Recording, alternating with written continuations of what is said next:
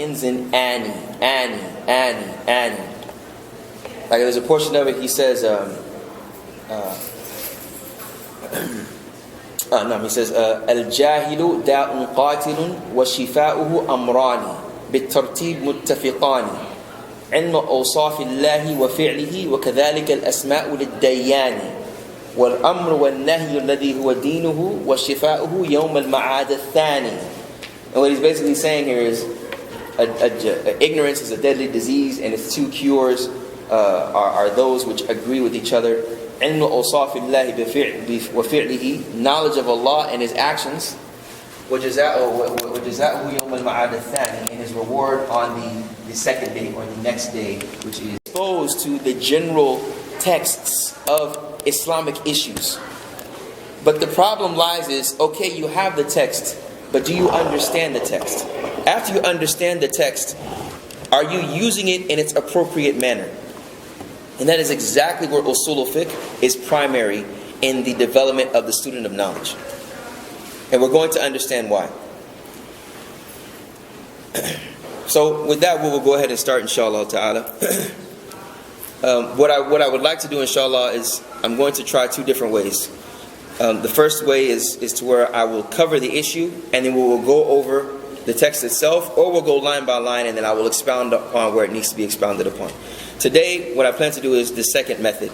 We will go over the text, or go over the text line by line, and I will expound upon what I feel needs to be expounded upon. So if we don't have the book, I will just say from line this to line that, this is what we're going to cover, inshallah. Okay? How many of you know who started the science of Usul al Fiqh? Just to touch on it briefly. Who started the science of Usul al Fiqh as a science? Imam al-Shafi'i, correct. Imam al-Shafi'i was the one to bring Usul al Fiqh and make it a discipline. But did Usul al Fiqh exist before Imam al-Shafi'i? The study of Usul al Fiqh?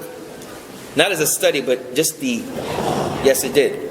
It did. It existed, but it wasn't organized and placed into a textual format as was with Imam al-Shafi'i, rahimahullah ta'ala. So Imam al-Shafi'i was someone that studied with Imam Malik, studied with Imam Ahmed, and studied with the students of Abu Hanifa, Muhammad al-Nasr al-Shaybani, wa Abu Yusuf. And he noticed that during that time, during his studies, when he went to Iraq and he was studying under Muhammad al-Nasr al-Shaybani, rahimahullah, that he noticed that there was, we don't want to use the word tension, but there was differences amongst the people of Al-Madinah and the people of Iraq. And this is where they called, this is what they called in the time of the era of Ahl al-Hadith, or we could say Ashab al-Hadith or Ashab al-Ra'i. The people of Hadith and the people of Ra'i, which for lack of a better words is opinion. But we don't want to use the word opinion in a negative connotation. It is using the word of intellectual exercise, which was stressed a lot with the Ahnaf, with the people of the Hanafi method. So Imam al-Shafi'i saw that there was some differences amongst Ahl al-Hadith and Ahl al-Ra'i. For instance, just for a small example, when we see one hadith, okay, there is a hadith of the Prophet sallallahu alaihi wasallam, and every hadith has a what? An isnad, a chain. If that chain is only one chain, saying that it's from let's say Ayyub al-Sakhtiyani ila Yahya ibn Ma'in ila Muhammad ibn Nasr ila Abu Hurairah radiyallahu anhu, that the Prophet sallallahu alaihi wasallam said. This is one chain of transmission. In the science of hadith, you will call this hadith ahad. Okay? This is a solitary hadith. It only has one chain. The people in Iraq would say, okay, we understand that a hadith that is sahih, it benefits knowledge. That we cannot say that we don't accept it. Because if we don't accept it, and it's from our aqeedah, our belief that we don't accept it, this could be kufr. This could be disbelief, because you're saying the Prophet ﷺ didn't say it. But we say, okay, it doesn't, la yufidul ilm, it doesn't connote that it is definite certainty that the Prophet ﷺ said it. There's still overwhelming presumption. And there's a difference between overwhelming presumption and certainty. Dhann and ilm. Okay? So the Ahnaf, they say, okay, yeah, most likely the Prophet ﷺ said it, but we cannot say for a surety that he said it. Even though all the people in the chain are strong to where the hadith has been made sahih. So the hadith ahad, they say, we don't accept this when it comes to certain issues. But the people of ahad al-hadith, they say, no, we have to accept this just as a hadith, almost to the level of hadith al-mutawatir. Right? So this is where one of the differences come in. So you see, Imam al-Shafi'i was exposed to this and exposed to that. So when he saw this, he says there has to be some guidelines and some methodological practices that need to be written down and placed in a text. As we see with Imam Malik, how many of you are familiar with ijma'? What is ijma'? Consensus. Consensus is a form or is a primary source in Islamic law. If I was to come to you and I was to say the hadith will say that, let's say for example, salawat al-khams, the 5 prayers. Someone says it's not in the Quran, right? But even though it's warada fi sunnah, we'll say no. Also, there is ijma' upon the scholars. There is consensus amongst the scholars that this is obligatory. This becomes a binding proof. And in some cases, you will see that ijma' is stronger than an ayah in the Quran. It's stronger than an ayah in the Quran. Because an ayah in the Quran could possibly have differences of opinion in it. But ijma', if there's scholars min asr from a time frame, and some of them, and they didn't even know each other, and they had the same opinion, this is where it could be stronger than a verse in the Quran. Does everyone understand that? Do you mean the actual verse and the interpretation of The dalalat, the connotation of the interpretation of the verse, yes. Because the scholars, well obviously it's the interpretation, because the scholars don't come with it, right? So it would be the interpretation of the verse, right? So in this, Imam Malik says, Ijma' Ahlul Medina is binding. The ijma' of the people of Medina is binding upon the ummah. Why do you think Imam Malik had that opinion? What was that? With the Prophet. Because the people in Ahl Medina during the time of Imam Malik were who? Not the Sahaba. Right? The Tabi'een wa atba Tabi'een. So who would have the most concise information of the Prophet ﷺ?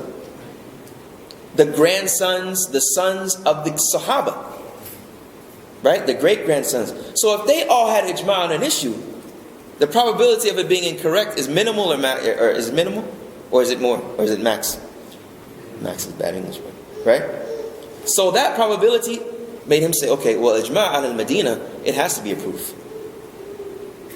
So Imam al-Shafi'i came and said, well, no. This is where he wrote on the issue of ijma'. What is considered ijma'? What is not considered ijma'? Okay? This is where we talk about Usul al Fiqh. This is what Usul al Fiqh covers, and we're going to cover that inshallah. So that's the importance of Usul al Fiqh. So when someone comes to you and says, this is haram or this is halal, and then you say, what's the proof? And then he gives a verse in the Quran. Back in the day in America, somebody would say some Arabic and give you a verse, say, قال الله تعالى وَقِيمُوا الصَّلَاةَ وَآتُوا الزَّكَاةَ. Right? And you say, oh, okay, well, astaghfirullah, okay, that must be the king of Arabic. He must be well versed. You know? It's back in probably 1970s, right? In America. But nowadays, the average Muhammad, what's the average Joe? The average Jabir. Okay? If he hears a verse from the Quran, he's going to say, okay, what's the point? What's your point from this verse? Right? What was the process that you went through in order to extrapolate this ruling? That process is Usul al Fiqh. When you hear the news and when you hear non-Muslims use a verse in the Quran, how are you going to defend Islam and you know that that verse is not in its proper place? If you don't know that verse is in its improper place, they're going to give you a loaded question. You're just going to answer, and you're going to set yourself up, and you'll be bamboozled. Sometimes in front of camera. If you do not have these principles and methodological practices of Usul al Fiqh, you will stand in front of non-Muslims, and then you will misrepresent Islam because of your jahl, your ignorance. And this is not only with the awam, this is with students of knowledge I'm talking about. I'm talking about people that have studied. if you do not have usul al fiqh and the basics of usul al fiqh, you have no business standing in front of people giving fatwa. You have no business differing with someone that is giving fatwa in front of general people. You can differ with yourself in your house by yourself, it's fine. With the angels and the jinn, it's fine. But when you're going to stand in front of people and say, well, I don't agree with what that sheikh is saying, and it's a sheikh that's well respected because of his knowledge, not because of his clothing or his beard, because of his knowledge, and they say usul al-fiqh, you say, what's that? You need to keep your mouth shut. Okay? So we'll begin. Bismillah ar-Rahman ar-Rahim. So Imriti, he says in this first line, قال الفقير الشرفي المريطي ذو العجز والتقصير والتفريط. He says, so the poor in lineage, al-Imriti, the one marked by impotence, deficiency, and shortcomings. This is a translation. You mentioned impotence, and we know what impotence is usually used for, but generally he's speaking here about he's just showing his humility. And you find this with the scholars of the past. Before they start their books, they always start saying that they are al-faqir, that they are someone that is at a minute level. So the scholars, one of the reasons, the books of the mutaqaddimin, the people of the past, you see how they attacked the knowledge, how they cherished the knowledge, how they spent their lives studying this deen and then trying their best to write it. And on top of that, they're saying, I'm full of deficiencies, I'm no one. I'm no one, I'm nobody. I'm just doing this for my personal review. And a lot of times you'll find books, huge books, when you read the introduction and find out why he wrote it, it was just, well, this is what I've taken and I want to make sure that I record my knowledge. And then a student gets it and they spread it. You find this with a lot of books. If I mention some books now, that you'll be amazed that it was just a summary of another book. Okay? So, this is showing his mashallah, humility. Alhamdulillah. الحمد لله قد أظهر علم الأصول للورى وأشهر. He says, praise to Allah who made apparent the science of al-usul for humanity and made it famous. So what is he doing here again? He's praising Allah subhanahu wa ta'ala before he indulges and embarks upon teaching. Right? He's praising it because he realizes that this is ibadah. Inshallah, all of us here now, this is a form of ibadah and we will receive reward for it. And from that reward, the manifestations of that reward, Allah subhanahu wa ta'ala knows. Allah subhanahu wa ta'ala knows. So then he goes on to say, I'll just say it in English. Then the blessings and peace and perpetuity on the one of pure origin, Taha Ahmada. He's talking about the Prophet sallallahu alaihi wasallam. So it's a way of just saying all praise due to Allah. We send our peace and blessings upon the messenger of Allah subhanahu wa ta'ala. He moves on to say, the foremost of all sources, the most honorable of all slaves, his family and his companions. Talking about the companions, obviously, again praising Allah subhanahu wa ta'ala by praising the Prophet sallallahu alaihi wasallam. Then the knowledge with usul al fiqh completes the students of discipline of fiqh. The knowledge of usul al fiqh, what? What does it do? Completes. Brother, I don't believe that we have to pray 5 times a day. Yes, we do. Brother, what's the proof? Everybody knows that. Is that a proof? Is that a proof? It's not a proof. The brother, that's not a proof. What's the proof? I don't find it in the Quran. No, we find it in the hadith of the Prophet ﷺ and Sahih Muslim. Is that usul? Is that the process of usul al fiqh? Hassan? I'm getting started. Getting started? Who agrees with him? Is that an usuli practice right there? Yes? No? If you don't find it in one source, you look for it in another. So is finding the source a process of usul al fiqh?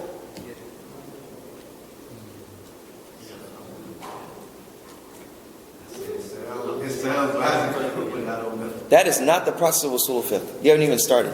The process of usul al fiqh is when you see the proof, what do you do with it? When they say, why do you Muslims kill people wherever you find them? And you say, no, we don't do that. And they'll say, no, in your chapter of Tawbah and forgiveness, it says, kill them wherever you find them. He brought the proof. Where are you now, Muslim? Where are you? You see? So that's where the process of usul fiqh starts after that. to where you have to establish to them that this is not in its proper place, its proper context. Proper what? Because when you just said the verse, that's the text. But every text has a context. Is that context general? Is it specific? Who are you to say it's specific? This is Usul al Fiqh. This is the process of Usul al Fiqh. Okay. So then he says that's why it completes the student's discipline of fiqh. Then he goes on and he says the former is more worthy of splendor and excellence, and Allah, who gives generous attainment, enabled the tongue of a Shafi'i to express it and made it easy for him, and he is the first to have codified it. So that again is speaking about who? Imam al-Shafi'i, and he's acknowledging that Imam al-Shafi'i was the first one to codify the knowledge of Usul al Fiqh. Yes, you have a question? So this completes the understanding, the logic, and the reasoning behind the ruling. But he may not understand the process due to two reasons. Someone may not understand the process because they are unqualified, or they are unqualified to elaborate academically because they don't have any knowledge of Usul al Fiqh, or they debate initially. So someone that is unqualified, you'll find a lot of times that they would debate, but it would be debating on ignorance. And this is predominantly. So someone that has Usul al Fiqh, a lot of times when they hear rulings, they obviously don't understand the connotation or what's behind that text, or what that text implies, or what it connotes, what is the meaning behind it. So on line 6 and line 7, where he says the former is more worthy, is speaking about Imam al-Shafi'i. And again, we spoke about one of the reasons he wrote it is because he saw the differences between the people of fiqh and the people of opinion, and he wanted to make something codified and make a text for them to follow. And there, amongst other reasons, because we see Imam al-Shafi'i, he first went to Iraq, then he went to Misr in Egypt, and he died in Egypt. He died in Egypt. You meant to say the people of Hadith and the people of opinion? Yeah, I said something else. People of fiqh. Oh yeah, the people of Hadith. Excuse me, the people of Hadith. So from the people of Hadith, you have like Abdullah ibn Umar, right? Imam al-Zuhri, Imam Malik, and then the people of the opinion, you have Abu Hanifa, Muhammad al-Nasr al-Shaybani, Abu Yusuf, al-Zufar. These were the students of Abu Hanifa, rahimahullah ta'ala. And you find also another reason was the collection of documentation of hadith. Because during this time, there was a lot of, you got to understand, this is 100, see, Imam al-Shafi'i was born in 150 Hijri. He was born 150 years after the Prophet ﷺ's death, or Hijrah, excuse me. So around this time, around the 2nd century, you had Imam al-Bukhari, Imam Muslim. I mean, you had these amazing people. I mean, the science of hadith in and of itself, you're not going to find that in any other discipline. Okay, you might find something close to it, but individuals such as al-Bukhari, such as al-Muslim, al-Tirmidhi, Imam Malik, that's a whole other. So there was a lot. Islam spread around the world, and there were different cultures, different tongues, different people that were learning the Arabic language, and hadith was spreading. Along with this, when you study the science of hadith, you will find people that made stories, and they had good intentions to spread goodness of Islam, but they would say the Prophet said this, and they know he never said it, but they want to spread goodness, and this is what you call the wada', and that's a whole science of hadith. But what I'm trying to mention here is that due to the fact of Islam spreading, there had to be more things that would substantiate the knowledge of a person, and this was one of the things of making Usul al Fiqh. There needs to be a methodology to regulate Ijtihad, to regulate the process of extrapolating rulings. So then he goes on to say, rahimahullah ta'ala, after that, people succeeded him until they brought into being books small or great in volumes. And the best of the small books on al-Usul is that which is named al-Waraqat by Imam al-Haramain. And that was the name of Imam al-Juwayni, Imam al-Haramain. And I was asked for a long time to versify it, which is nazm, to versify it, making it easy for what? Memorization and what? Understanding. And this is what I mentioned earlier. I found myself obliged to do that which I was asked. I began seeking from our Lord guidance to the truth and benefits in both realms of the book. So again, he said he was asked for a long time. And again, you find this from scholars when they mention why they wrote their book. They've been asked by their students to do something for a long period of time, but due to their sincerity and their humility, many times they don't want to. They'll say, someone a greater scholar wrote that before us. Why are we going to go write something else? Who am I?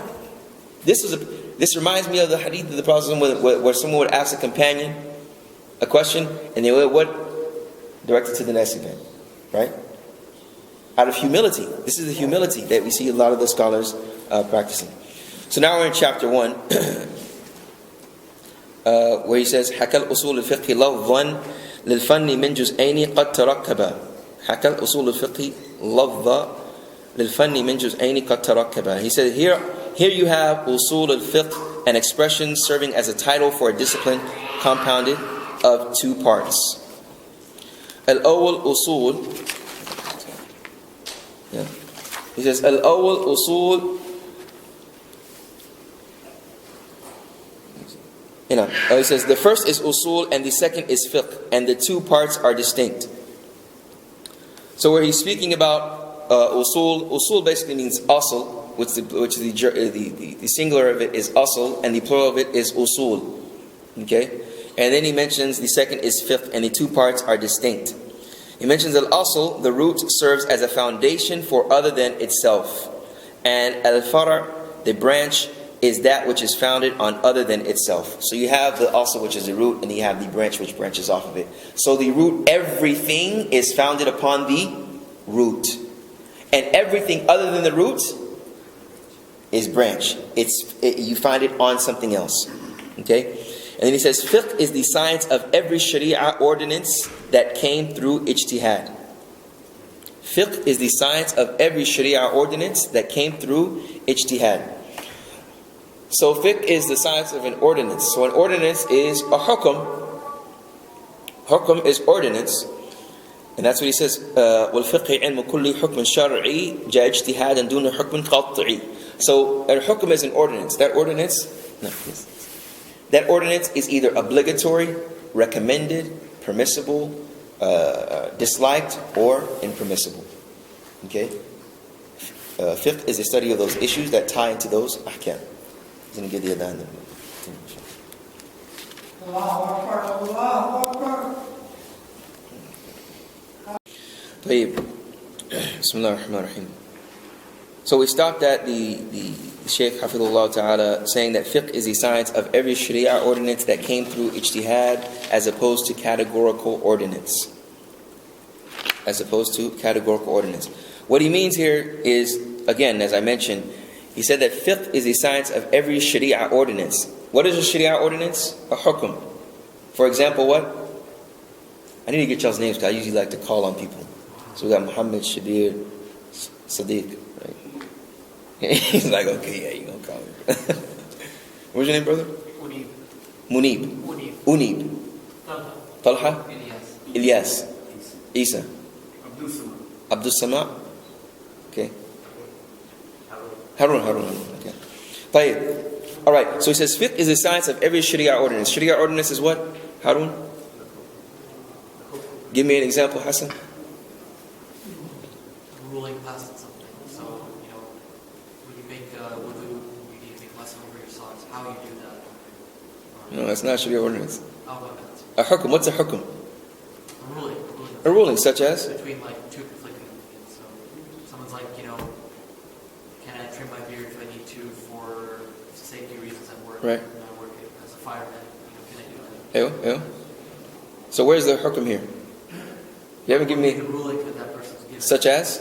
Okay, it's for his safety. So because the value of life is very important in Islam. You're getting to. Just give me the hukum. Yeah, you can. Haram, it's halal, right? Ja is halal. Okay? It's mubah, right? Mubah. So that's the hukum. That's the ordinance. It was ordained that it is allowed. Okay? Smoking marijuana. It is ordained that it is. That's the ordinance. Okay? So fiqh is the science of that. Ordinance that came through ijtihad.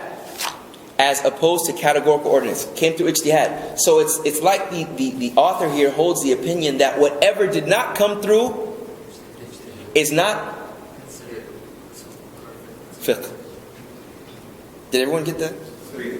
Whatever did not come through ijtihad. What is ijtihad? No, that's ijma. Deduction. Ijtihad is a mental or academic exertion from the scholar to extrapolate a ruling, to extrapolate an ordinance.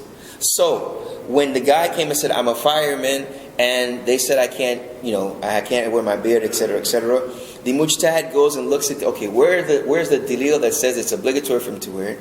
And is there a possibility to where there is a lenience in this issue? The mujtahid has to have the tools within himself or herself to be able to even do ijtihad. But if there is a ruling such as issues that there is ijma, to where there is no need to look into the issue after that, that is not ijtihad. Yes? Ijtihad and fatwa, different things. The result of ijtihad is a fatwa. Someone has to do ijtihad, and the result of that is he comes out with a fatwa. So ijtihad is the process. Is the process. To give a contrast to Ijtihad, what is something that's not in Ijtihad? Like, just something basic that doesn't need consensus. For instance, right now, in our time, it would be something like, for instance, the 5 prayers. Right, you just have to pray. It's already past. The scholars have looked at it in the ijma.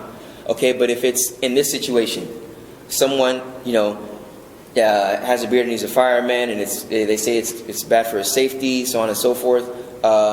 Someone like the issue of speed dating. This whole thing is speed dating, to where the wali is sitting with the sister, or the sister is not there, and the brother comes and talks to her for 5 minutes, and goes and talks to the sister for 5 minutes, goes and talks to the sister for 5 minutes, right? And the wali is probably in another room or is present somewhere, but not exactly at that sitting. Okay, taking school loans, right? There's issues where that issue may be an issue of ijtihad, to where there may be difference of opinion, right? But issues to where they're clear cut, as they say, la nasum fil ijtihad ma nas. And that's where they mention here, to where there's ijtihad opposed to categorical ordinance, where they talk about hukm qat'i, where there are issues, because see, we're going to learn that there are proof that have the interpretation. There is no need for interpretation in certain issues. There are certain issues to where it is clear cut, because the verse is very clear, right? So Allah subhanahu wa ta'ala says, Tilka ashrantun kamila. Right? Where Allah mentions, usually they give an example where there's a number mentioned in the Quran generally, then there is no room for ijtihad. Right? Buniya al-Islamu ala khams. If someone says, no, there's 6 pillars in Islam. You say, no, this is a clear-cut issue. There's no ijtihad in this issue. End of discussion, in other words. Those are what you call qat'i. Masail qat'iyya. Right? And qat' comes from to cut something. So it's basically like, it's clear what? Clear cut. Okay? And that? Say it again? Yeah, that's categorical ordinance. There's no ijtihad in it. That's why he says, fiqh is a science of every Sharia ordinance that came through ijtihad, as opposed to categorical ordinance. Right? This is fiqh. Fiqh. Yeah. And then he says, the next line, 17, is the ordinances are either incumbent, recommended, permitted, disapproved, or forbidden. Now he's going through the ahkam. Okay? Is everyone with me? Am I going too fast? A little too fast? You good? Okay. Right. So when we say, like for instance, mentioned here that ordinances deal with the nature of the act itself, was it ordained by Allah or not? And if so, what was the degree of the ordinance? So when we see the ahkam, haram, halal, mubah, this deals with the af'al al-ibad. This deals with the action of the slave. Salat, the 5 prayers are obligatory. Right? Taking heroin is haram. So these deal with the actions of the slave. That is fiqh. Right? Ma'rifatul ahkam, to know the rulings that deal with the af'al al-ibad. Okay? And he mentioned here that some scholars have defined fiqh as knowledge of the ordinances of Islamic law that deal with the actions of the responsible parties. معرفة الأحكام الشرعية المتعلقة بالأفعال العباد متعلقة بالأفعال المكلفين. So it deals with the actions of the responsible parties. Because someone that is 12 years old, is he responsible for his actions yet? He's not responsible. But when he reaches the age of puberty, which is determined as 15 roughly, or certain other characteristics that are present in him, then he is responsible for his actions. To where you tell him, no, that's haram. And he will have to answer to Allah subhanahu wa ta'ala for that. Okay?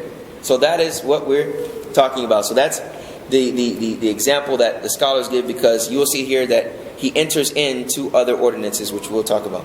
So he's saying those ordinances are either incumbent, recommended, permitted, disapproved, or forbidden.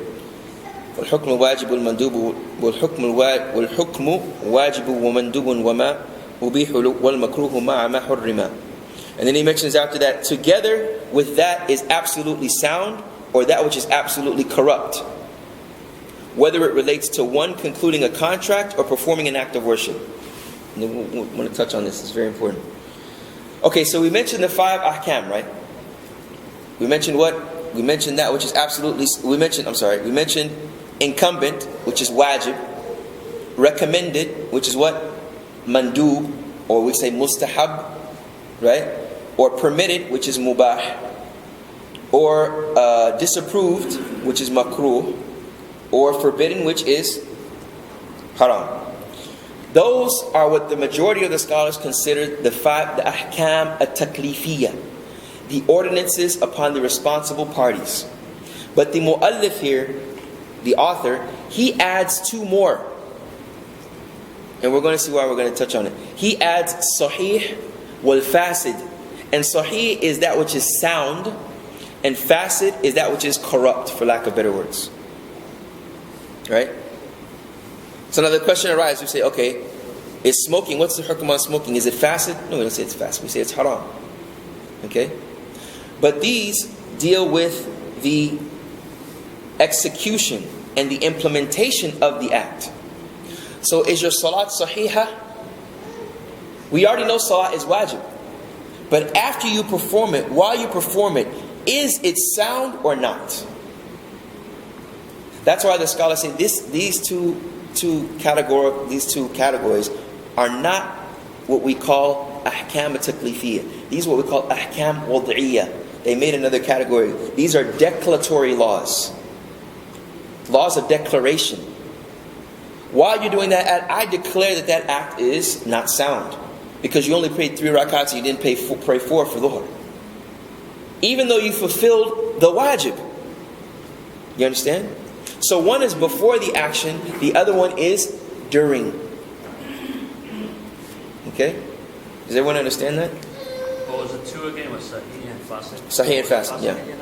Fasid is like corrupt or spoiled or not, right? For lack of better words. Okay? So this deals with the execution. So Salat al-Asr, is it ordained? Yes. At what degree? What? It's wajib. It's obligatory. Okay? But if someone prayed 3 rakats, is it sound or corrupt? Corrupt. It's not sound. It's not sound. Okay? So that's for an example. And you'll see that, and we may go into it later, that you'll find the Ahnaf, they have 7 ordinances. And that is based on their opinion in solitary hadith, which we'll talk about. Okay? Which we will talk about. Like with Salat al-Witr and things of that nature. Okay? So the next line is where the scholar says, rahimahullah ta'ala, the ordinances, together with that is absolutely sound, and that which is absolutely corrupt, whether it relates to one concluding a contract or performing an act of worship. So now he says, one concluding a contract or performing an act of worship.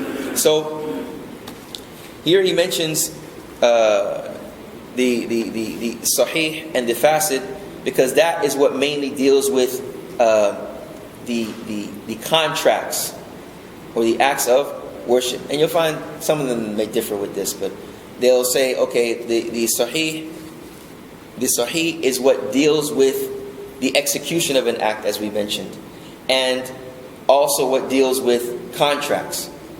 So we say, okay, I sell you this phone, okay, this phone for $300. In Islam, is that transaction correct? Is that allowed? This iPhone 6, you can take a look at it and touch it for $400. Because in buying and selling, there are some conditions. Ma'rifat al-thaman or ma'rifat al-muthman. You have to know what you're buying and you have to know how much it is. I can't say, I'm going to sell you whatever under my hand for $400. Okay? Right? And then you say yes, that is fasid. Okay, that's fasid. That la yu'tad to be, it's fasid. Right? If I say, okay, I'm going to sell you that bird in the sky. Right? Is that allowed? The ruling is what? Haram. Okay? I can't, because you can't get access to it. And from this, we think about other buying and selling transactions. For someone selling something that they can't get, which is a whole other issue. Okay? So, I think with that, we're going to go out to Salah. Okay, we'll conclude after Salah. We have a couple of lines left, inshallah. Bi-idhnillahi ta'ala. So we'll just continue after the prayer. Jazakumullah khairan wa sallallahu wa sallam wa baraka ala nabiyyina Muhammad.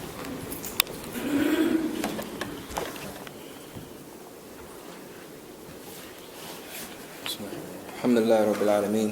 Wa sallallahu wa sallam wa baraka ala nabiyyina Muhammad wa ala alihi wa sahbihi ajma'in, amma ba'd. So we stopped at line 16. I guess I can mark it as line 16 until you copy it. It was basically when he mentioned, we actually stopped at line 16 was when we talked about fiqh is a science of every Sharia ordinance that came through Ijtihad as opposed to categorical ordinance. And that was showing that the author holds the opinion that Ijtihad is not, if it's an issue that does not require Ijtihad, it is not considered fiqh.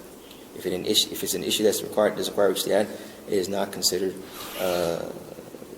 fiqh. If it's an issue that has categorical ordinance, yes.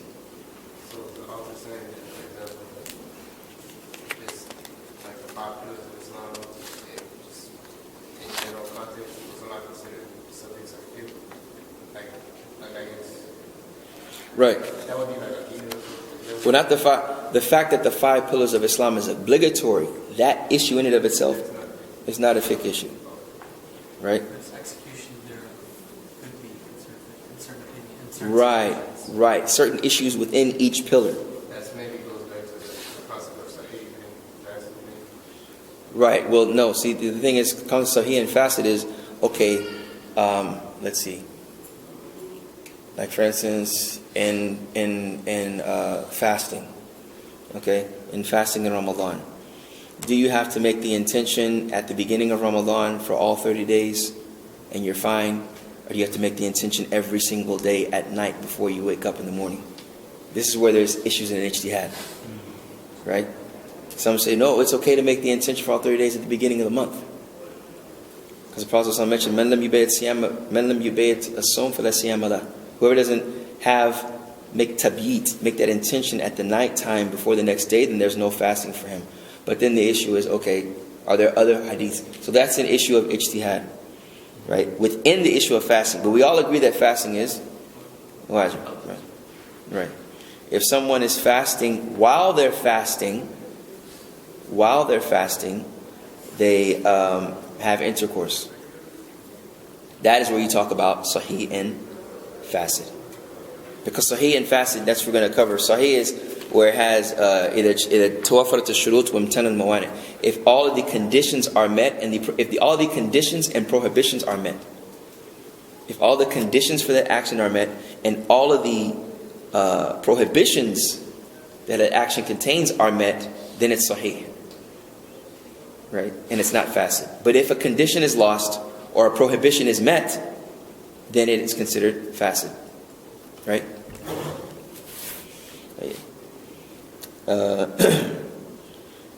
So here on line 18, we actually got to line, I think it was line 18. Yeah. To where he says, together with that which is absolutely sound and that which is absolutely corrupt. That's where he talks about Sahih and Fasid. Whether it relates to concluding a contract or performing an act of worship. So line 19 and 20, which we're going to cover right now, is 19. He says the incumbent is that. Now he's going to talk about the ordinances or the ahkam. He said the incumbent is that for the performance of which reward is decreed, and for omitting it punishment is decreed. I'll repeat. The incumbent, basically the wajib, is that for which the performance of which reward is decreed. So if you do it, you are what? Rewarded. And for omitting it, punishment is decreed. And if you don't do it, you are. Some of the scholars of the mu'asirin, of the contemporary scholars, they say, well, we don't say you are. The punishment is decreed. Because Allah is what? Ar-Rahman, Ar-Rahim, Al-Ghafur, Al-Afu, right? All these names. So we say, you deserve punishment. It deserves punishment. Right? Okay, that's just a small little latifa. So the difference in leaving the action you deserve punishment with leaving an obligatory act. A nice little point and note that I made is, from the mercy of Allah is that He has made the mandub ordinances many times more than the obligatory.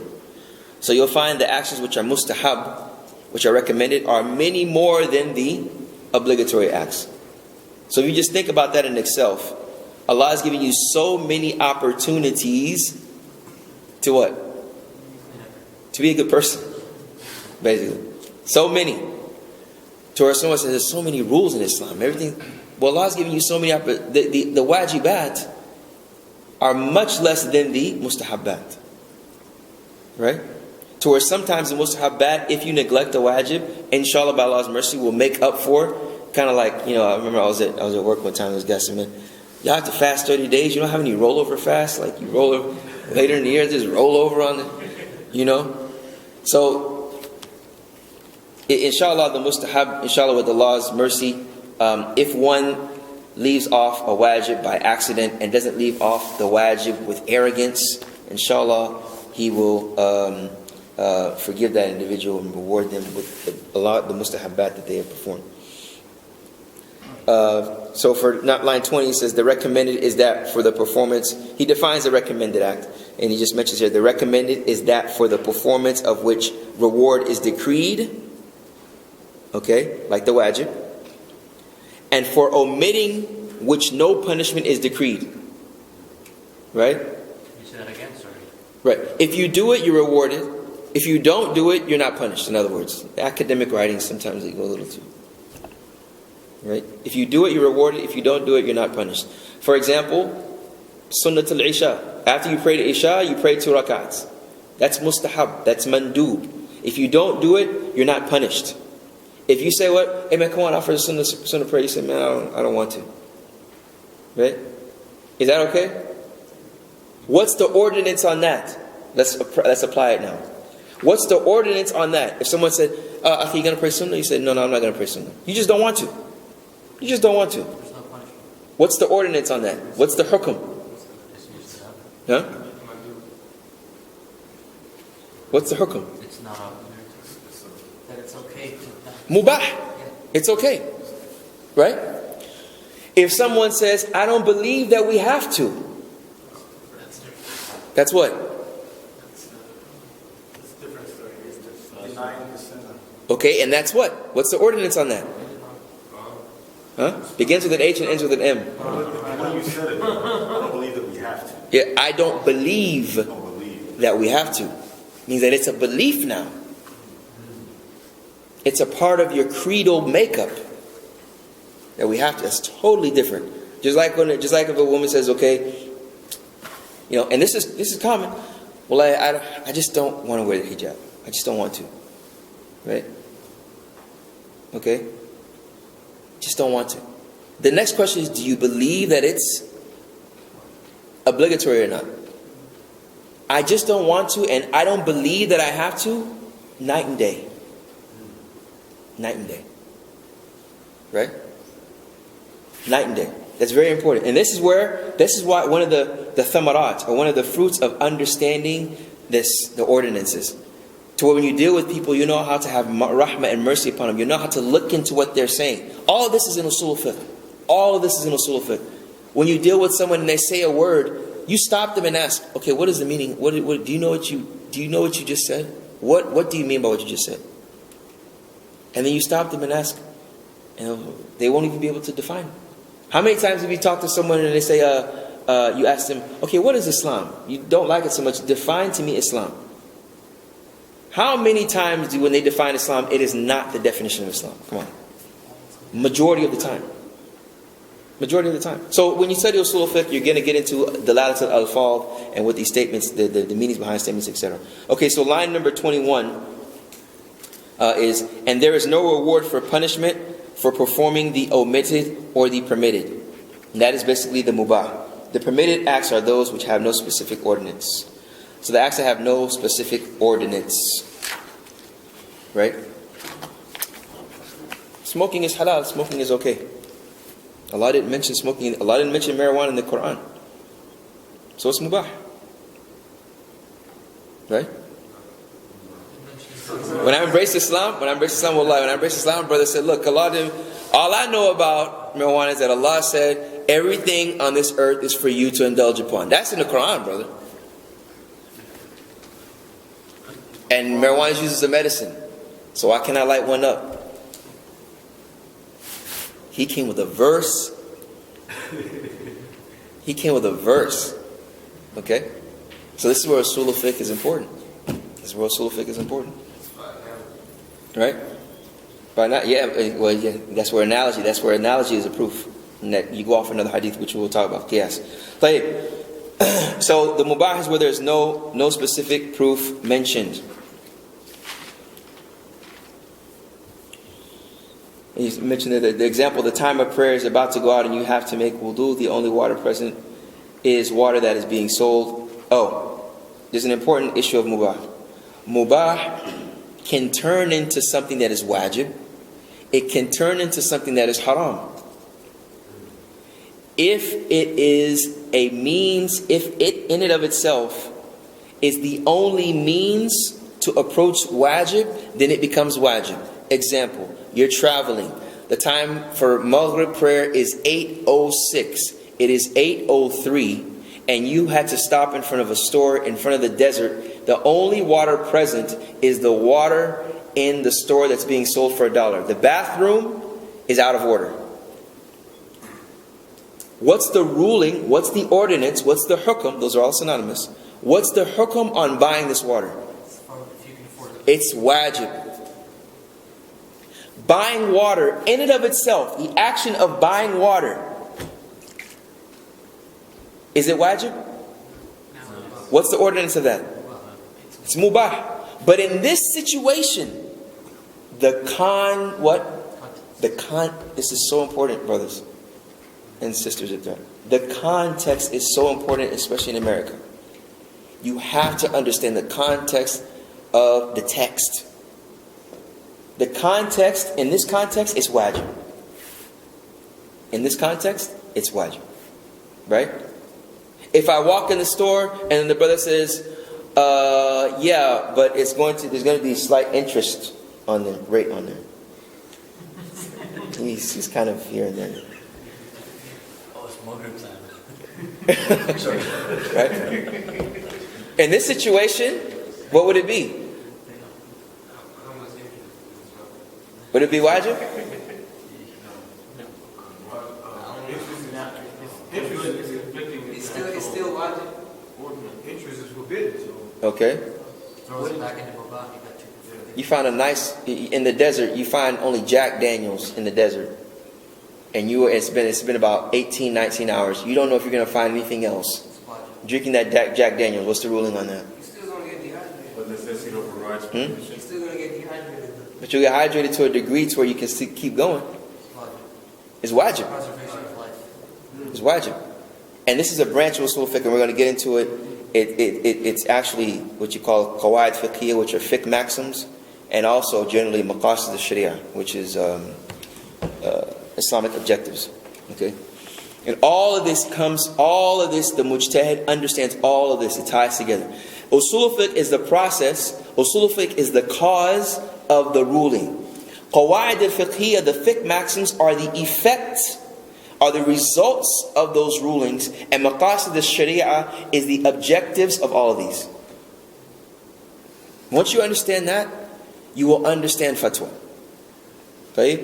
Okay, so we're going to move on to line number 23, where it says the criterion for the sound is that to it is joined implementation and unconditional acceptance. He says the criterion for the sound. Now he's talking about the sahih, right? The criterion for that is joint implementation and unconditional acceptance. This is where he makes the difference between the validity and ordinances. Implementation, validity, deals with agreements and contracts. So we talked about the implementation of an action, the nufudh, the action that you perform. It deals with contracts, and the acceptance deals with acts of worship. So he's separating the sahih into nufudh and i'tidad, the implementation and acceptance. So we don't say your salah is implemented. We say your salah is accepted or sahih. If you pray 4 rak'ats, it's sahih, right? Moving on to the line number 24, the corrupt, and this is the other one, fasid. Remember, we said sahih and fasid, corrupt and sound. The corrupt is that which is not accepted and is not implemented if contracted. I sell you this bird in the sky. It's not considered a sound contract. It's not considered a sound contract. And this is important because whatever yatarattab ala dhalik, whatever comes from that is another issue. Do you understand what I'm saying? One more time. I'll give you a mashhur issue, but don't ask any questions after, just to give you all, just to where everybody was, okay. A girl marrying a guy with no wali. What? A girl, a female, marrying another man with no wali. Right? Allowed or not allowed? What's the ordinance? What's the hukm? Ijtihad. What's the hukm? It's ijtihad. It has to be a hukm somewhere. Haram. Okay? So it's not sahih? No. It's not sahih. Okay, but then you'll find the process of la nikaha bila wali. There's no nikah without the wali. The ahnaf, they will say that this is fasid, and we're going to go into it further. There's also batil, because batil is nullified. And then you have fasid, which is corrupt, not sound. It is, which is a better word that came here. A better word is invalid. There's a difference between nullified and something being invalid. Nullified is though it never happened. Invalid means it happened, but you have to validate it. What is the benefit of this in this issue?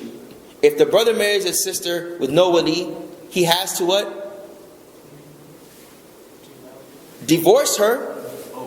So that's counted. So the marriage is counted. So he has to nullify it. The nikah, because the ahnaf, they say la nikah sahih, meaning that it's fasid. It's not batil. It's not nullified. It's just corrupt. They need to fix it. So it is accepted then? No, it's still not accepted. They just need to fix it. But in the majority of the scholars say, man, that never even happened. But it depends when you say, you need a divorce or not a divorce. Right. There's not even a divorce when it comes to the majority of the scholars. You don't even divorce. It's like it never even happened. You understand? Now, I'll leave that alone. I don't get too much into that. That's the process of usul al-fiqh. You're talking about, okay, sahih, right? But when you talk about the ruling, that's more of fiqh. Okay, line number 23 and 24. We're still on that. Any agreement or act of worship that has the conditions met and the prohibitions abandoned, it is considered valid. So sahih, anything that has the conditions met and the prohibitions abandoned. That is considered sahih. So when you're talking about a transaction, buying, selling, anything, the conditions have to be met and the prohibitions have to be abandoned. Okay? So the ordinances deal with the act itself. Okay? The validity and invalidity deal with the execution of the act. Is the act, what's the ruling of the act? But the execution, is it valid or invalid? Valid or invalid? Sahih or fasid? It may seem like a little too academic, but when we start to, that's why I like to mention examples to where it'll bring it to life. Then you'll really see, oh, okay, now I understand. Right? Like the whole issue with the nikah, we understood it, but we didn't talk about what will come off of that. Right? That brother and sister, they get married, they have a kid. Right? These are other issues. The mahar, the money that he paid her, what's the deal with that? See, all of this stuff, you start from the usul. Okay, you start from the roots. So the next, line number 25 through 27. Okay, we're going to talk about. So line number 25 says, Al-ilmu is a word of general meaning and not restricted to fiqh in its meaning. Rather, fiqh is more specific word. Line number 26, our knowledge is conjunction with the known when it corresponds to its firm characteristics. And ignorance is imagining of a thing contrary to the attribute that through which it arose. This is getting this is more logic now. He's talking about al-ilm, he's talking about knowledge and ignorance, but he's making some distinctions here. First thing he says is knowledge, al-ilm, is a word of general meaning and not restricted to fiqh. He's basically saying knowledge, ilm, and fiqh. Fiqh is more specific than knowledge.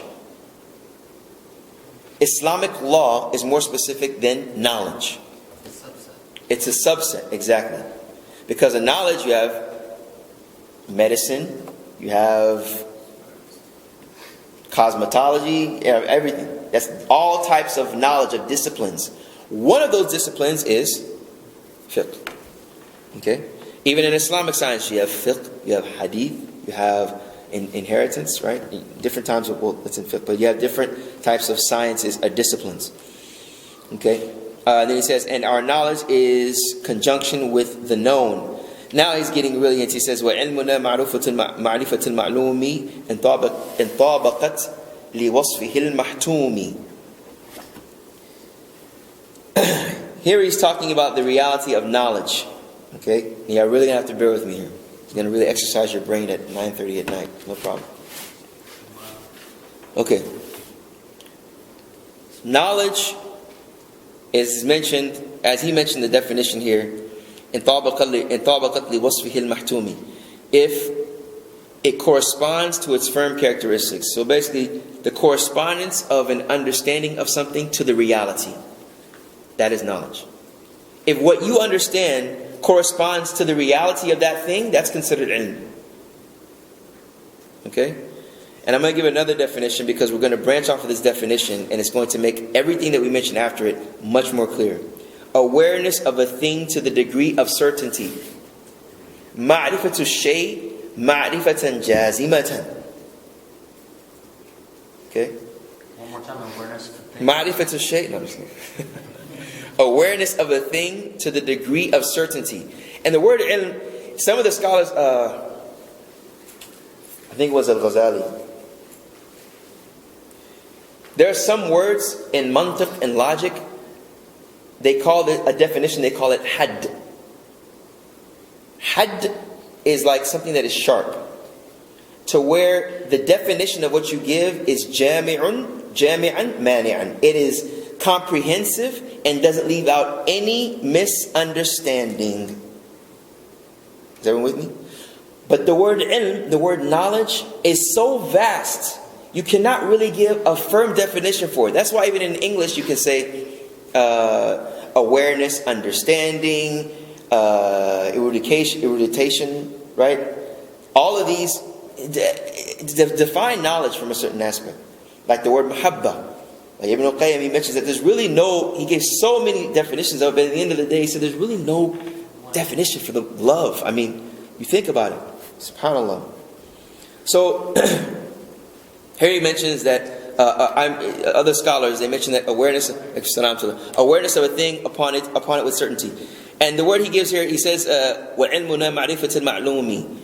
This is what they call dawr. He gave the definition with the word itself. He said, knowledge is knowing that which is known. Is knowing that which is known. And some of the scholars, Abade, they mention that this is not a definition for knowledge. Okay, which is just a side point. So ignorance is the non-correspondence of understanding to a reality, or the lack of awareness of a thing to the degree of certainty. Okay, that's from line number 25 to 27. Okay. Now we're going to get to 28 and 29. He mentions here, وَقِيلَ حَدُّ الْجَهْلِ فَقْدُ الْعِلْمِ بَسِيطًا أَوْ مُرَكَّبًا قَدْ سُمِّي. And it is said that the definition of ignorance is the lack of knowledge, which is called either simple or compound. We don't say that jahl is عدم العلم. And that is why we mention here, remember this definition, awareness of a thing to the degree of certainty. Now jahl has different categories. He mentioned called either simple or compound, that he mentioned here. So, for instance, what is tahta thara, which he mentions here, he goes on to the next line I'll mention here. And its simple form is in the Pleiades, like basically what's underground.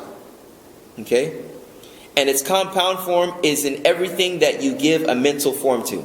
Okay, slow to me. There's jahl basit and jahl murakkab. How many of you heard that? Jahl basit and jahl murakkab. Okay, jahl basit is, and you're going to really understand after I give you the definition. You're going to see a lot of it. Is it in the text? Huh? His definition is in the text? Yeah, that's kind of what he gave in the text here. He says, he says Pleiades. I mean, you're familiar with Pleiades. It's a constellation. Constellation, right. Right, the thara, right. So, he said, its simple form, the simple form of ignorance is in the Pleiades, in the constellation. Do we know the constellation? Are we aware of what's under the ground, under the ground right now? Generally we are, right? But its characteristics of everything under the ground, we say, I don't know. That is, that's simple ignorance. Compound ignorance is when you say you know something and it's wrong, basically. And you believe that you know it. You don't know that you don't. You don't know that you don't know. That's compound ignorance. Certainty in the wrong thing. Exactly, and that's why I give the second definition, because we're going to piece that up. Okay. So that's jahl murakkab. Islamophobia is a prime example of jahl murakkab, of compound ignorance. The person you respect to say, well, look, I don't know about Islam, but I really want to find out about it. Is that true what they're saying?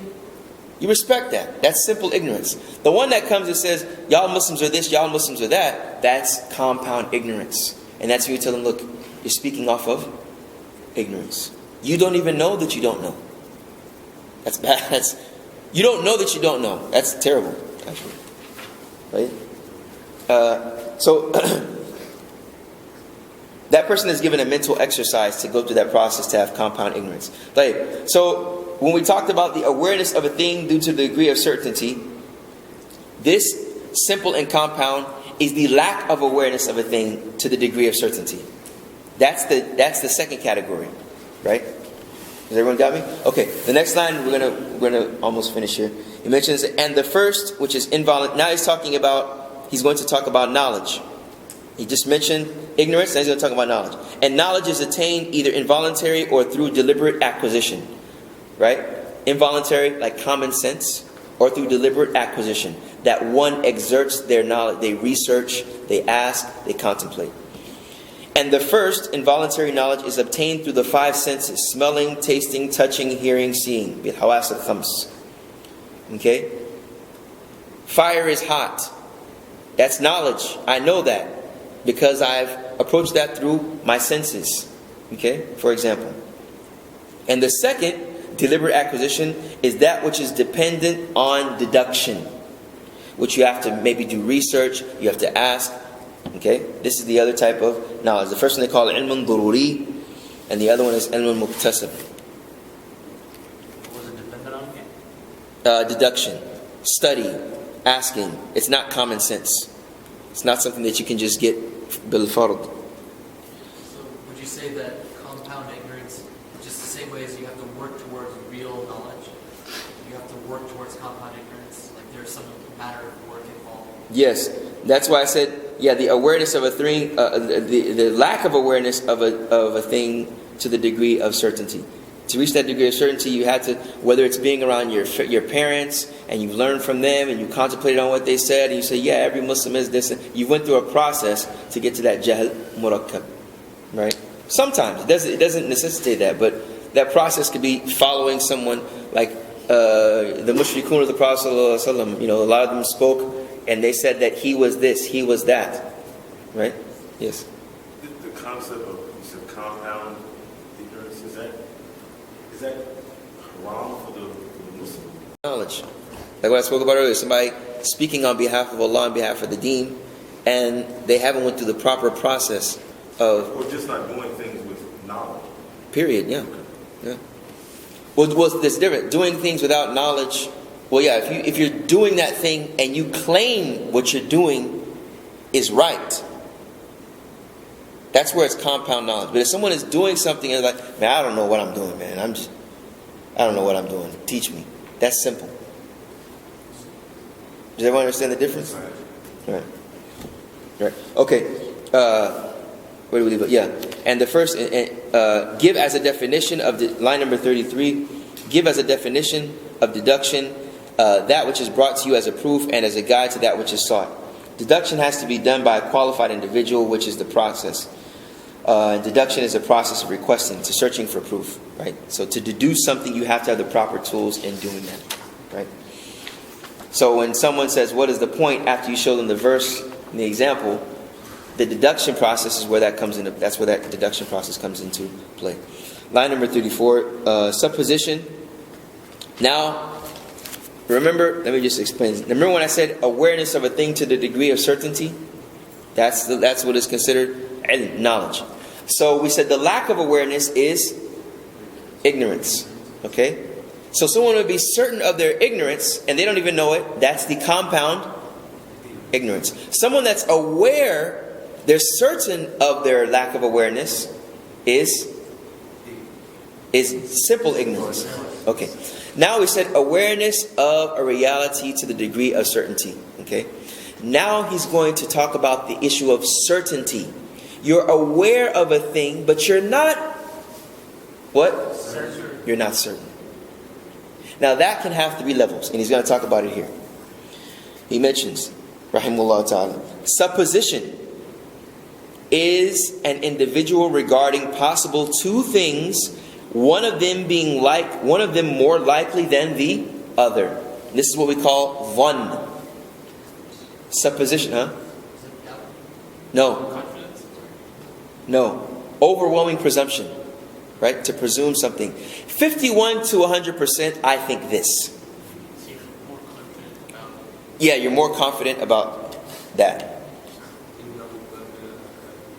Huh? That dhann is different. We're going to talk about it. Yeah. Now remember, this is in the science of usul. Right? Just remember that. And it's the reason why. So is there a green Acura outside? I don't know. Right? If there was, let's say, a brother that was here, he just gave you salams, and he walked out, and he has a green Acura. Right? And then someone says, is there a green Acura outside? Might be, right? Might be 51 to 100%. Why? Because you saw a brother that had a green Acura about 5-10 minutes ago. You don't know if he left, but you're pretty sure because that time span, he's most likely probably here. Most likely, less likely. Most likely is supposition. Right? Then line number 35, that which is regarded as more likely is called supposition. And the one less likely is called unsubstantiated. The unsubstantiated is the wahm, or which they would call, I'll give a better translation here. Unsubstantiated wahm, right? Unsubstantiated. Then he goes on, he says, and doubt is a determination without regarding as more likely when they are both equal. So, I don't know if it's that or that. I'm in the middle. I really don't know. I do think that, but I'm not sure. That's doubt. That's shak. That's doubt. And then wahm was unsubstantiated. Unsubstantiated. It's less likely. Basically, wahm is less likely. Unsubstantiated, less likely.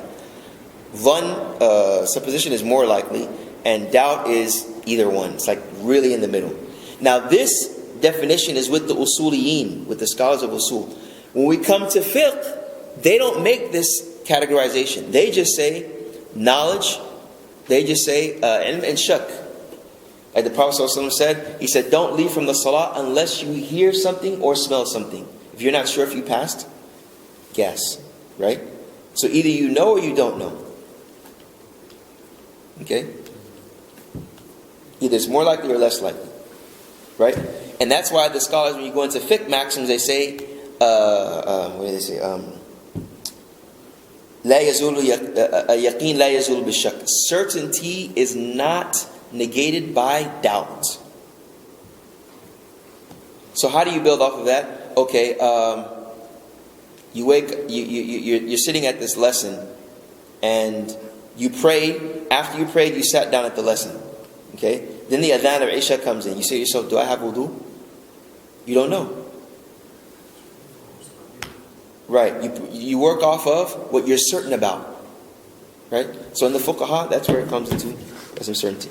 The next line, we're almost done. He says, that which is regarded as more likely is supposition, and that which is less likely is substantiated. And doubt is a determination without regarding as more likely when they are both equal. That's shak. As for the meaning of usul al fiqh, these last 3 lines. As for the meaning of usul al fiqh, attention should be paid to examining the discipline in its definition. Okay? In that respect, what I have in mind is the general methods of fiqh, like command, prohibition, not the detailed provisions. So what he's talking about here is that he starts to speak of usul al fiqh and what is meant by the general methods. Now, usul al fiqh is the general, how would we say it, is the general methods of extracting rulings. Fiqh deals with every single issue. Does everyone understand that? So the principles of usul al fiqh are going to be general for the practitioner of fiqh. For instance, a framework, exactly, a blueprint. Right? See, now the light's on the chandelier. So we say, look, let's say, okay, I'm going to give you one example. One rule of usul al fiqh is that they say, al-amr yaqtadi wujub. The imperative form of a verb, okay, necessitates obligation. Does everyone understand? That's a rule in usul al fiqh. Like if you give a command, it's a command verb. Right. One more time. The imperative form of a verb. What's imperative mean? Command. Okay? Allah says, what does He say about the prayer in the Quran? Establish. Is that a command? So that command connotes what? Obligation. Establish the prayer. So prayer is obligatory. Which kind of prayer? It requires further deduction from the mujtahid. Okay? So let's just get from a linguistic aspect. If I say to my son, he's running around the house, go outside and play. That's an order, right? So automatically understood is that if he doesn't go outside and play, I'm going to get my leather belt, right? The opposite. Sit down is the opposite of what? So if your teacher tells you sit down and you stand up, are you going to get in trouble? But the context is important here. If my son says, Daddy, can I go out? Can I go out? Go outside and play. If he stays in the house, is he in trouble? No. Why? Because it wasn't a command. It was a command. It was a command. The context implies it was begrudging. What was the context? My son asked me and he was bugging me like crazy. This is what's important when people come to you with verses in the Quran. And this is what's important when people come with just the text and they don't understand you find this a lot. And you find this a lot with the people like ISIS, for example. They'll come with the text without the context. You cannot properly apply the maqasid, the Islamic objectives, because all of this has an Islamic objective. Period. Right? Sure. And the last line is so when we talked about here, it says that as for the real usul, in that respect, which I have in mind the methods of fiqh like command, prohibition, not the detailed provision. So he said the general methods of fiqh like command and prohibition, not the detailed provisions. The detailed provisions, speaking about fiqh. And he says, and how deduction is to be made by the use of usul, and who is the scholar and who is the expert in fiqh. Usul al Fiqh revolves around three general things. Okay? Three general things. Knowledge of the general methods. Okay? Knowledge of the methods. So I talked about imperative form. The command connotes obligation. Unless there is a different form of context which will take it away from that. That's a sub-issue. Generally, command connotes obligation. So that's a method amongst the methods of Usul al Fiqh. Okay? That's one qaida, that's one rule, that's one practice, that's one maxim of Usul al Fiqh. Knowledge of that. Okay? That's the first thing. And how the deduction is executed. And that's what he meant here. How they use that. When we talked about the nikah, right? We had knowledge of what sahih was. We had knowledge of what fasid was. Then we implemented it, or we saw its implementation in an issue. Which was, what was the issue? Getting married without a wali. That was the issue. Right? So we see the Hanafiya say, the marriage is allowed, but they need to redo it, for lack of better words. Others say, no, it's not allowed. We say, why the difference? Why are Muslims always different with each other? The ignorant person can say that. The person with compound ignorance will say, we don't need to study this religion. They don't have no knowledge. They can't even solve a problem of a girl marrying a guy with no permission. That's ignorant. That's compound ignorance. But then when we look at the process, we say, okay, he says it's fasid because the proof of that is a solitary hadith. And they believe that solitary hadith does not benefit certainty, because there's a possibility that one chain, there could be a mistake. You see? That right there is Usul al Fiqh. That process is Usul al Fiqh. That is the second pillar of Usul al Fiqh, is how the deduction is executed. When you understand that, then the third portion of Usul al Fiqh is hal al-mustafid. The person, the practitioner. Who are the people? Who is the mujtahid? What is the conditions of a mujtahid? What makes a mujtahid? What makes a muqallid? A blind follower. Is blind following allowed? If it is, in which situation? If it's not, why? What is the proof in the Quran and Sunnah that it's not? What is the proof in the Quran and Sunnah that this person is mujtahid? Does it require proof in the Quran and Sunnah? When you understand this, are we allowed to translate fatwa?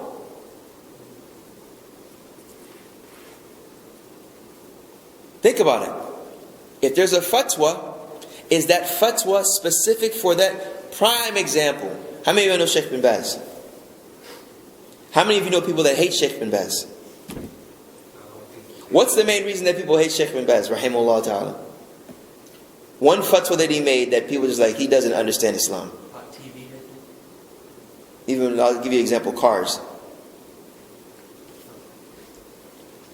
And women. Oh, okay. It leads into like factions. No. You're saying that women can't drive? Women can't drive. Wasn't this a fatwa that was given in Saudi Arabia? Right? But that fatwa was not for all of the whole Muslim ummah. But when someone comes and see that's a mujtahid, he made an ijtihad and he made a fatwa that was specific.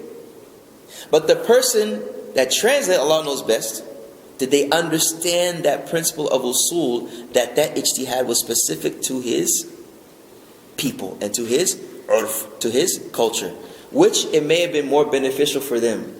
But in our society, it's totally different. Does everyone understand that? What was the third? That was it. Oh, the situation of the expert. The situation of the expert. So from that is the conditions of an expert, what makes an expert, what constitutes blind following, etc., etc., etc. So those are the three things of Usul al Fiqh. Can you repeat the first? The first one is knowledge of the general methods. And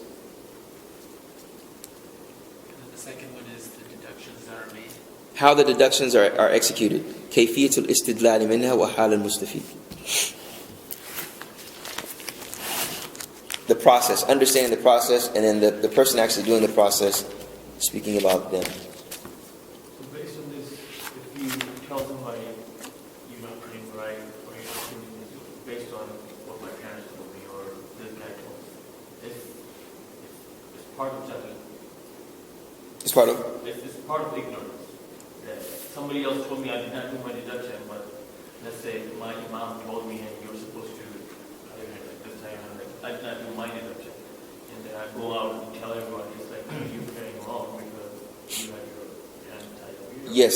See, there's a difference between blind following someone, which is allowed, and then censuring someone on what you've not even learned, what you were just taught or told. There's a big difference. Now, you can blind follow in an issue, but you can't censure someone else. Right?